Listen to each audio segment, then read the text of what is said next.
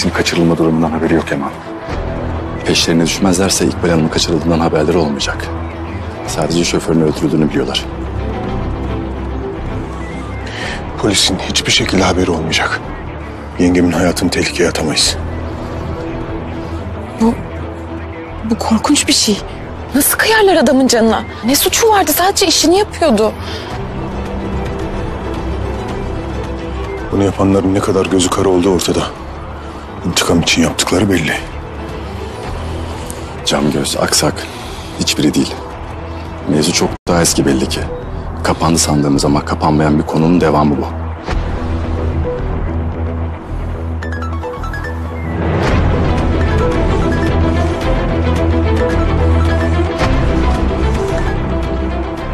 Dinliyorum. Yaman, Yaman ne olur kurtar beni. Yaman öldürecekler, ne olur kurtar. Yenge. Korkma. Hemen gelip alacağım seni oradan. Dayanacak gücüm yok. Yaman ne olur kurtar, öldürecekler. Yaman, Yaman. Yenge. Kırımlı. Pek kıymetli yengeni kurtarmak istiyorsun madem. O halde paraları hazırlamaya başla. Ve benden haber bekle. Polis yok ona göre. Neyi bekliyorsunuz hala? Para hazır. Yerini söyle. Hemen gelip... Allah kahretsin. Kahretsin. Dinliyorum. Evet.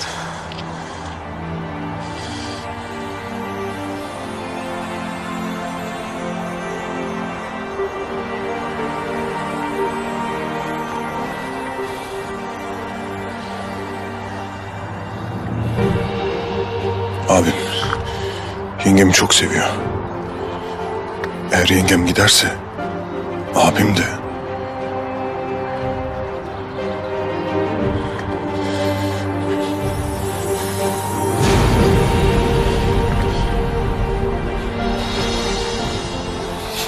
Ah!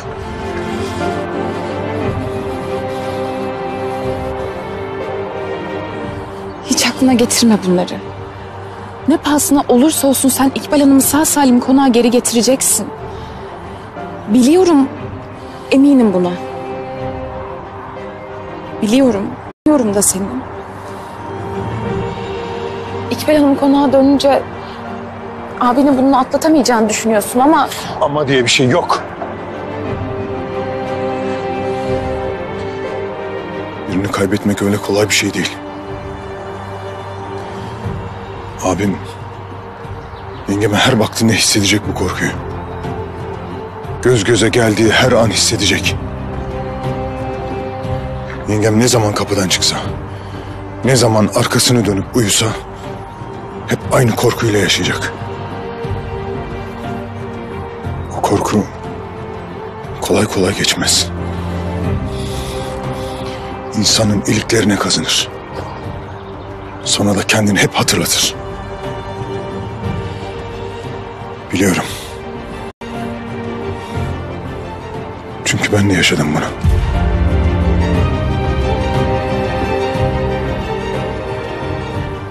Kolay değil.